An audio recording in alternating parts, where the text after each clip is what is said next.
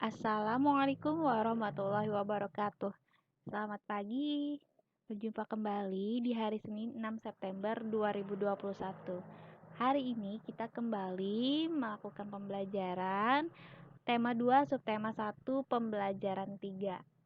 Sebelum kita mulai belajar, mari kita berdoa terlebih dahulu. Bismillahirrahmanirrahim. Apa yang akan kita pelajari hari ini? Kita akan belajar tentang habitat tumbuhan dan cara tumbuhan melindungi diri. Manusia memiliki kemampuan untuk menyesuaikan diri dengan lingkungannya. Ibu punya contoh?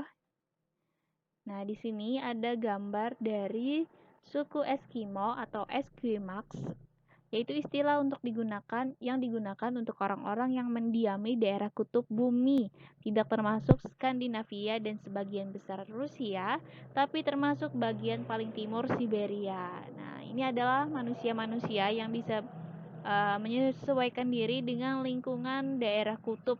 Seperti yang kita ketahui, daerah kutub bumi itu adalah daerah terdingin di dunia. Kalau di sini ya kita terbiasa dengan daerah tropis. Kalau hujan sedikit saja kita sudah merasa kedinginan nih. Nah, ternyata kita memiliki kemampuan lebih dari itu untuk bisa bertahan dari daerah dengan suhu yang ekstrim seperti di kutub bumi. Tahukah kamu tumbuhan juga memiliki kemampuan khusus untuk menyesuaikan diri dengan lingkungannya? Ada dua istilah yang perlu kamu cermati di sini. Nah, di sini Ibu beri tanda kemampuan menyesuaikan diri dengan lingkungan. Kemudian ada juga lingkungan. Nah, ini ada dua hal yang harus kita cermati. Yang pertama, kemampuan makhluk hidup untuk menyesuaikan diri dengan lingkungannya itu disebut dengan adaptasi. Nah, jadi ada istilah khusus untuk menyebut kemampuan makhluk hidup ini, yaitu adaptasi. Nah, nanti kalau ada yang nanya adaptasi itu apa ya, Nak? Adaptasi adalah kemampuan makhluk hidup untuk menyesuaikan diri dengan lingkungannya. Nah, istilah yang kedua yang harus kita cermati adalah habitat. Nah, habitat adalah lingkungan tempat tinggal suatu makhluk hidup dan berkembang biak. Nah, jadi ada dua istilah yang bisa kita cermati dari pembahasan kali ini.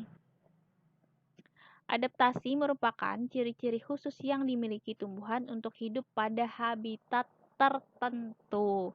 Nah, dengan beraneka ragam tumbuhan yang ada di dunia, diciptakan Tuhan bermacam-macam, maka bermacam-macam pula lingkungan di mana mereka berada.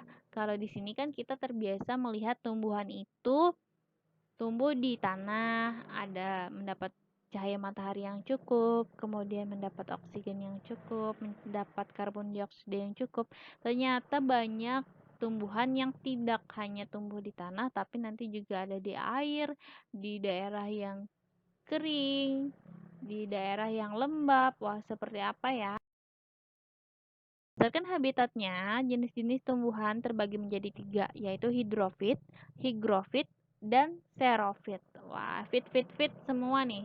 Suforafit nggak ada ya. Nah, apa sih perbedaan dari tiga jenis ini? Yang pertama akan kita bahas adalah hidrofit. Nah, ini salah satu tumbuhan jenis hidrofit.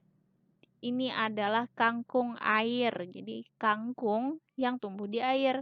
Nah, yang di bawahnya itu kangkung yang hidup di piring, ya sudah dioseng sama mama. Tumbuhan hidrofit adalah tumbuhan yang mampu bertahan hidup di daerah dengan kadar air yang tinggi. Jadi airnya banyak dan dia bisa bertahan hidup untuk tumbuh di situ. Hidrofit itu berasal dari kata hidro yang artinya air dan fit yang artinya adalah tumbuhan. Nah, jadi fit di sini bahasa biologi dari tumbuhan atau istilah ilmiahnya gitu. Ciri-ciri tumbuhan hidrofit yang pertama mempunyai daun yang lebar dan tipis yang berguna untuk mempercepat proses penguapan, memiliki batang yang berongga, mempunyai akar yang banyak atau serabut yang berfungsi untuk tidak mudah di bawah air, berhabitat utama di air, memiliki banyak stomata. Tumbuhan hidrofit batangnya pada umumnya tidak tampak karena terdapat di dalam air. Jadi biasanya yang muncul itu hanya daun, bunga, seperti itu. Untuk mempercepat penguapan air, tumbuhan hidrofit umumnya mempunyai daun yang lebar dan tipis.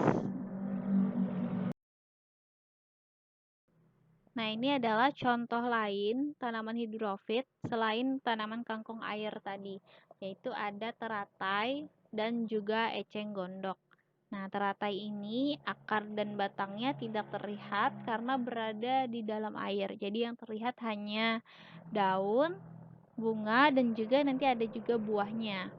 Dan juga ada eceng gondok ya, ini bisa dimanfaatkan sebagai salah satu bahan kerajinan dengan cara dipotong, kemudian dijemur dan dianyam.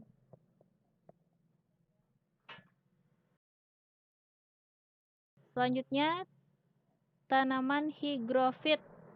Ini tanaman pakis ya. Tumbuhan higrofit adalah salah satu jenis tumbuhan yang hidup di tempat atau lingkungan yang memiliki kelembapan atau daerah lembab. Nah, higrofit sendiri terdiri dari kata higro yang artinya basah atau lembab dan fit yang artinya adalah tumbuhan. Ciri-ciri tumbuhan higrofit mempunyai daun lebar dan tipis, memiliki banyak stomata yang banyak pada permukaan daun sehingga dapat mempercepat transpirasi, mempunyai lapisan kulit. Selain pakis, ada juga contoh tanaman higrofit, yaitu seperti lumut dan bukan eceng gondok yang ini buah kemunting. Kalau di sini disebut juga dengan karamunting gitu.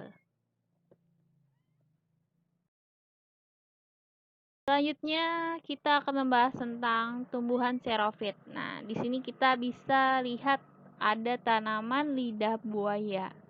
Nah, ini pasti banyak anak-anak ibu yang punya tanaman ini. Tumbuhan xerophyt adalah tumbuhan yang berhabitat serta hidup di wilayah atau daerah yang cenderung memiliki intensitas air yang sedikit atau kering.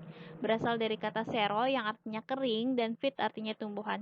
Ciri-ciri tumbuhan xerophyt memiliki daun yang tebal dan terkadang ada yang berduri, memiliki struktur akar yang panjang, mempunyai permukaan daun yang dilapisi kutikula atau lapisan lilin. Kalau kita lihat di lidah buaya itu ada lapisan bening-bening gitu di atas daunnya. Nah, itu adalah permukaan yang dilapisi oleh kutikula atau lapisan lilin. Lidah buaya sebagai tanaman xerophyt yaitu ada Sansevieria. Ini satu keluarga tapi beda-beda jenis ya. Ada yang panjang, ada yang agak pendek, ada yang agak tipis, tapi dia satu keluarga Sansevieria atau kalau di sini disebut dengan lidah mertua. Kemudian di sebelahnya ada kaktus. Nah, ini tanaman yang memiliki modifikasi daun berbentuk dengan duri gunanya untuk mengurangi penguapan. Jadi dia tidak mengeluarkan banyak air ketika disinari matahari karena penguapannya itu dibatasi dengan bentuk daunnya yang seperti duri. Nah, di tanaman-tanaman xerophyt ini kalau kita punya di rumah, maka cara merawatnya adalah dengan memberikan air yang cukup gitu ya, karena mereka xerophyt. Habitat yang aslinya itu di daerah yang kering. Jadi kalau kita terlalu banyak memberikan air, maka akan menyebabkan batangnya itu menjadi busuk ya, kebanyakan air. Selain mempunyai kemampuan beradaptasi, tumbuhan juga mempunyai cara melindungi diri. Nah, ini disesuaikan dengan sifat-sifat tumbuhan itu sendiri. Bagaimana cara-cara tersebut? Yang pertama, tumbuhan melindungi diri dengan duri. Nah, duri digunakan untuk senjata untuk mempertahankan diri dari serangan musuh. Ada beberapa jenis tanaman dengan duri yang tumbuh alami sebagai bentuk perlindungan diri. Namun ada juga tumbuhan yang mengeluarkan duri atau serat tajam ketika tumbuhan merasa terancam. Ada yang memang durinya udah gitu aja gitu, tapi ada juga yang munculnya setelah diganggu gitu. Baru nempel setelah kita pegang misalnya. Tidak hanya tumbuh di tangkai atau batang tanaman, duri juga terletak pada buahnya seperti pada buah durian. Nah, di sini ada salak, kemudian ada mawar dan ada durian nih. Contoh tumbuhan melindungi diri dengan duri. Tumbuhan melindungi diri dengan bulu atau rambut. Nah, ini contohnya adalah bambu. Nah, bulu pada tanaman dapat menyebabkan efek gatal hingga beracun pada musuhnya. Nih, hati-hati, dia kelihatannya seperti tidak ada durinya, ternyata kalau kita pegang bisa juga menyebabkan gatal-gatal. Tumbuhan melindungi diri dengan racun. Nah, kalau di sini ini namanya kecubung ya. Kecubung ini bisa menyebabkan halusinasi. Jadi kayak menyebabkan efek mabuk gitu. Bentuknya seperti rambutan tapi dia hijau ya. Ibu juga belum pernah lihat secara langsung, tapi dia bentuknya bulat seperti ini. Nanti kalau anak-anak bermain kemudian melihat buah yang seperti ini, jangan pernah mencoba untuk memakan ini ya. Karena ini beracun, racun kecubung. Selanjutnya tumbuhan melindungi diri dengan getah. Nah, contohnya di sini adalah nangka, cempedak, dan sukun. Tuh yang hijau di bawah bulat-bulat itu sukun. Melindungi diri dengan kulit atau cangkang keras. Contohnya ini ada kelapa dan ada durian. Durian ini terlalu melindungi diri ya karena buahnya itu sangat lunak. Jadi selain dia memiliki durian juga mempunyai kulit yang keras atau seperti cangkang gitu. Selanjutnya tumbuhan melindungi diri dengan aroma. Wah, tentu saja ini melindungi diri dengan aroma ini, maka aromanya itu dibuat yang tidak enak. Kalau dibuat yang harum-harum gitu justru akan mengundang serangga gitu ya. Nah, di sini kita ada kalau yang di atas itu namanya bunga bangkai. Nah, bunga bangkai itu yang seperti ini yang lurus ke atas. Yang di bawah ini namanya bunga Rafflesia arnoldi. Nah, ini sama-sama baunya seperti bangkai. Jadi, kalau musuh mendekat, maka akan menjauh. Tumbuhan melindungi diri dengan lingkungan. Wow, ini berkamuflase. Jadi tidak hanya hewan ya yang memiliki kemampuan untuk berkamuflase atau menyerupai lingkungan sekitar tempat tinggalnya. Ternyata tumbuhan juga ada yang memiliki kemampuan seperti itu. Contohnya ini adalah tanaman litops atau termasuk jenis tanaman kaktus atau disebut juga dengan batu hidup karena bentuknya seperti batu sehingga musuh tidak dapat mengenalinya. Ini jadi salah satu keluarga kaktus, tapi dia memiliki cara yang berbeda untuk melindungi diri. Tumbuhan melindungi diri dengan menguncupkan daun. Nah, di sini ada putri malu, kemudian ada kantung semar, dan yang di bawah ini adalah tanaman Venus. Nah, kalau kantong semar dan tanaman Venus ini, mereka memiliki aroma yang harum sehingga menarik serangga.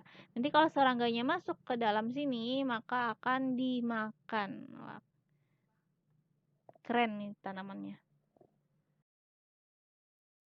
Kuasa Tuhan yang telah menciptakan makhluk hidup dengan kemampuannya masing-masing.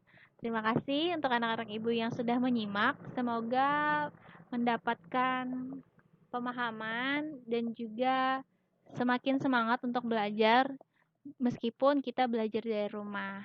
Ibu akhiri, wassalamualaikum warahmatullahi wabarakatuh.